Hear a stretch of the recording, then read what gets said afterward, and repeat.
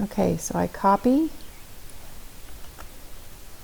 that, I go to Notepad and I paste it,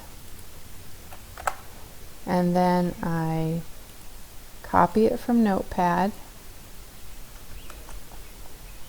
and I go to my assessment, author new question, multi-part, blah blah blah. I insert a widget, which is numeric entry with unit. So say my correct answer was 20. Add more units. I want to do a cm squared.